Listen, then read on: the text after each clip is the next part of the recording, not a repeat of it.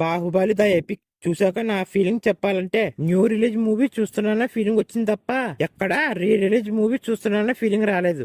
ఒక్క ముక్కలో చెప్పాలంటే 10 years బ్యాక్ చూసినప్పుడు ఎలాంటి వైబ్స్ వచ్చాయో సేమ్ ఇప్పుడు కూడా అలాంటి వైబ్స్ వచ్చాయి నాకు. అప్పుడు బాహుబలి 1 నేను థియేటర్లో చూడలేదు, బాహుబలి 2 మాత్రమే చూశాను. ఆ చూసినప్పుడు ఎంత ఎంజాయ్ చేశానో ఇప్పుడు కూడా సేమ్ అలాగే ఎంత ఎంజాయ్ చేశాను. నిజంగా చూస్తున్నప్పుడు ఒక్కో సీన్ మామూలుగా లేదు భయ్య.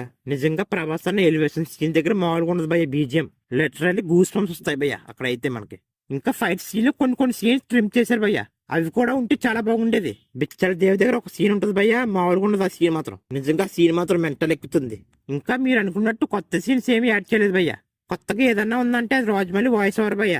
చాలా చాలా బాగా ఇచ్చారు వాయిస్ ఓవర్ రాజమౌళి గారు, చాలా బాగుంటుంది భయ్య రాజమౌళి ఇచ్చిన బ్యాక్గ్రౌండ్ వాయిస్. బ్యాడ్ న్యూస్ ఏదన్నా ఉందంటే తమన్నా లౌడ్ ట్రాక్ లేపేశారు, పచ్చపొటేషన్ సాంగ్ కూడా లేపేశారు.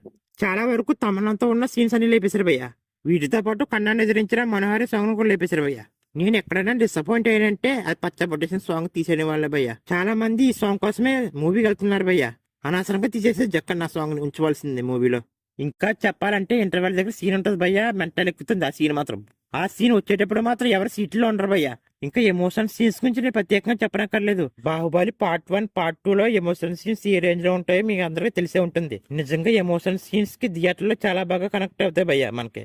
మూవీలో ప్రభాస్ అన్న చనిపోతున్నప్పుడు వచ్చే సీన్ గానీ రమ్యకృష్ణతో వచ్చే సీన్ గానీ నెక్స్ట్ లో ఉంటుంది భయ్య ఎమోషన్ సీన్స్. ఇంకా ఈ బాహుబలి దియపెగ్ గురించి ఒక్క ముక్కలో చెప్పాలంటే అప్పుడు ఈ బాహుబలి పార్ట్ 1 పార్ట్ 2 ని ఎవరెవరు థియేటర్ లో చూడలేదో వాళ్ళందరికీ ఇప్పుడు చూసే అవకాశం వచ్చింది భయ్య. మిస్ అవ్వకండి, చూడాలి ఈ Baahubali the epic re release లో ఎలాంటి రికార్డులు క్రియేట్ చేస్తుందో అని.